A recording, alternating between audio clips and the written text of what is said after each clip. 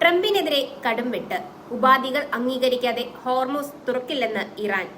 American president Donald ട്രംപിന്റെ നയതന്ത്ര കണക്കുകൂട്ടലുകളെയും അവകാശവാദങ്ങളെയും പൂർണ്ണമായി തള്ളിക്കളഞ്ഞുകൊണ്ട് പശ്ചിമേഷ്യൻ പ്രതിസന്ധിയിൽ നിലപാട് കൂടുതൽ കടുപ്പിച്ചിരിക്കുകയാണ് ഇറാൻ. തങ്ങളുടെ പ്രധാന ഉപാധികൾ പൂർണ്ണമായി അംഗീകരിക്കാതെ തന്ത്രപ്രധാനമായ ഹോർമൂസ് കടലിടുക്കിലൂടെയുള്ള സമാധാനപരമായ ഗതാഗതം പുനഃസ്ഥാപിക്കില്ലെന്ന് ഇറാൻ പ്രഖ്യാപിച്ചു കഴിഞ്ഞു. അമേരിക്കൻ സമ്മർദ്ദ തന്ത്രങ്ങൾ കേവലം വ്യാമോഹം മാത്രമാണെന്നും പ്രകോപനങ്ങൾക്ക് വഴങ്ങില്ലെന്നുമുള്ള ശക്തമായ സന്ദേശമാണ് ഇതിലൂടെ ടെഹ്റാൻ നൽകുന്നത്. പശ്ചിമേഷ്യൻ ഊർജ്ജ ഇടനാഴിയുടെ പ്രധാന കേന്ദ്രമായ ഹോർമൂസ് കടലിടുക്ക് തടസ്സപ്പെടുത്തുന്നത് കേവലം രണ്ടു രാജ്യങ്ങൾ തമ്മിലുള്ള പ്രശ്നമല്ല, മറിച്ച് ആഗോള സാമ്പത്തിക വ്യവസ്ഥയെ തന്നെ തളർത്താൻ പോന്ന ഒന്നാണ്. ലോകത്ത് ഉപയോഗിക്കുന്ന ക്രൂഡ് ഓയിലിന്റെ 1/5 കടന്നുപോകുന്ന ഈ പാതയിൽ ഇറാന്റെ നിയന്ത്രണം കർശനമാകുന്നതോടെ അന്താരാഷ്ട്ര തലത്തിൽ വലിയൊരു ഊർജ്ജ പ്രതിസന്ധിയാണ് രൂപപ്പെടുന്നത്. ഡൊണാൾഡ് ട്രംപ് നൽകുന്ന ഭീഷണികൾക്ക് മുന്നിൽ പതറാതെ തങ്ങളുടെ നിബന്ധനകളിൽ ഉറച്ചു നിൽക്കുകയാണ് ഇറാനിയൻ ഭരണകൂടം. നീണ്ട മാസങ്ങളായി തുടരുന്ന ഉപരോധങ്ങളും സൈനിക ഏറ്റുമുട്ടലുകളും കാരണം കടുത്ത സാമ്പത്തിക സമ്മർദ്ദത്തിലാണ് ഇറാനെങ്കിലും ഹോർമൂസ് പാതയെ തങ്ങളുടെ പ്രധാന നയതന്ത്ര ആയുധമായി ഉപയോഗിക്കാൻ ടെഹ്റാന് സാധിക്കുന്നുണ്ട്. അമേരിക്കൻ സാമ്രാജ്യത്വത്തിന്റെ ഏകപക്ഷീയമായ തീരുമാനങ്ങൾക്ക് വഴങ്ങിക്കൊടുക്കുന്നത് സ്വന്തം പരമാധികാരം പണയം വെക്കുന്നതിന് തുല്യമാണെന്നാണ് ഇറാന്റെ വിലയിരുത്തൽ. അതിനാൽ തന്നെ അന്താരാഷ്ട്ര സമൂഹത്തിന്റെ സമ്മർദ്ദം അമേരിക്കയ്ക്ക് മേൽ വീഴുന്നതുവരെ ഈ ഉപരോധ നിലപാട് തുടരാനാണ് ഇറാൻ തീരുമാനിച്ചിരിക്കുന്നത്. ഡൊണാൾഡ് ട്രംപിന്റെ വിദേശ നയങ്ങളും പ്രസ്താവനകളും യാഥാർത്ഥ്യവുമായി ബന്ധമില്ലാത്തതാണെന്നാണ് ഇറാനിയൻ വിദേശകാര്യ മന്ത്രാലയം കുറ്റപ്പെടുത്തുന്നത്. ഇറാനെ സാമ്പത്തികമായി തകർക്കാമെന്ന അമേരിക്കൻ കണക്കുകൂട്ടലുകൾ തെറ്റിയെന്ന് തെളിയിക്കുന്നതാണ് നിലവിലെ സംഭവ വികാസങ്ങൾ. അമേരിക്കൻ പ്രകോപനങ്ങൾക്ക് മറുപടിയായി തങ്ങളുടെ പ്രതിരോധ ശേഷിയും സൈനിക വിന്യാസവും വർദ്ധിപ്പിച്ചുകൊണ്ട് ഇറാൻ തങ്ങളുടെ ആത്മവിശ്വാസം പരസ്യമായി പ്രകടിപ്പിക്കുന്നു. ഇറാൻ മുന്നോട്ട് വെക്കുന്ന പ്രധാന ഉപാധികളിൽ ഏറ്റവും പ്രധാനം വർഷങ്ങളായി തങ്ങൾക്കുമേൽ ഏർപ്പെടുത്തിയിരിക്കുന്ന കടുത്ത സാമ്പത്തിക ഉപരോധങ്ങൾ പൂർണ്ണമായും പിൻവലിക്കുക എന്നതാണ്. ഇറാന്റെ എണ്ണ കയറ്റുമതി തടയുന്നതും അന്താരാഷ്ട്ര ബാങ്കിംഗ് ശൃംഖലകളിൽ നിന്ന് ടെഹ്റാനെ ഒറ്റപ്പെടുത്തുന്നതുമായ നടപടികളിൽ മാറ്റം വരാതെ ഇനി ഒരു വിട്ടുവീഴ്ചയ്ക്കുമില്ലെന്ന് പാർലമെന്റ് സ്പീക്കർ ഉൾപ്പെടെയുള്ള പ്രമുഖ നേതാക്കൾ വ്യക്തമാക്കിയിട്ടുണ്ട്. അമേരിക്കൻ നാവികസേനയുടെ സമുദ്ര സാന്നിധ്യമാണ് മേഖലയിലെ സുരക്ഷയ്ക്ക് ഏറ്റവും വലിയ ഭീഷണിയെന്നാണ് ഇറാന്റെ ആരോപണം. പേർഷ്യൻ ഉൾക്കടലിൽ നിന്നും ഹോർമൂസ് പ്രദേശങ്ങളിൽ നിന്നും ബാഹ്യ സൈനിക ശക്തികൾ പിന്മാറണമെന്നും ഇറാൻ ആവശ്യപ്പെടുന്നു. മേഖലയിലെ രാജ്യങ്ങൾക്ക് സ്വന്തമായി സുരക്ഷ ഉറപ്പാക്കാൻ ശേഷിയുണ്ടെന്നും വിദേശ ശക്തികളുടെ ഇടപെടലാണ് സംഘർഷങ്ങൾക്ക് പ്രധാന കാരണമെന്നും അവർ ചൂണ്ടിക്കാണിക്കുന്നു. ഹോർമൂസ് കടലിടുക്കിൽ ഇറാൻ ഏർപ്പെടുത്തിയിരിക്കുന്ന ഉപരോധം നിലവിൽ തന്നെ ആഗോള ഇന്ധന വിപണിയിൽ വൻ ചലനങ്ങൾ സൃഷ്ടിച്ചു കഴിഞ്ഞു.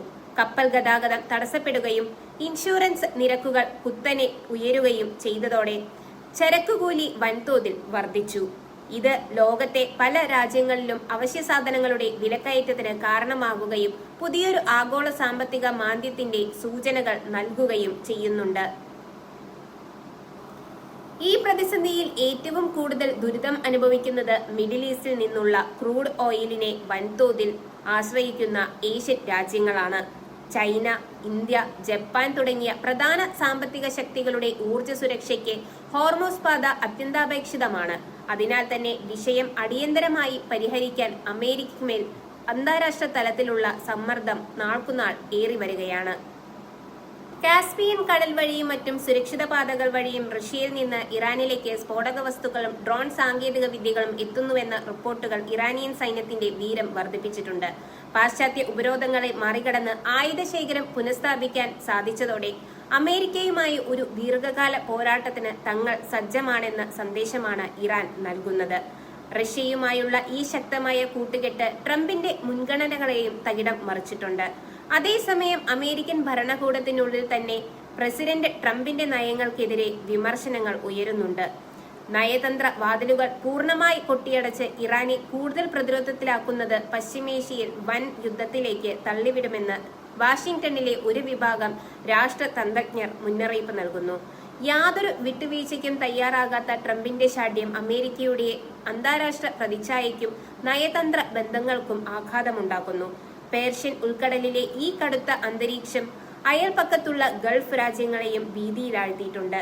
തങ്ങളുടെ വാണിജ്യ പാതകളും സമുദ്ര സുരക്ഷയും അപകടത്തിലാകുന്നതിൽ സൗദി അറേബ്യ, UAE തുടങ്ങിയ രാജ്യങ്ങൾക്ക് കടുത്ത ആശങ്കയുണ്ട്.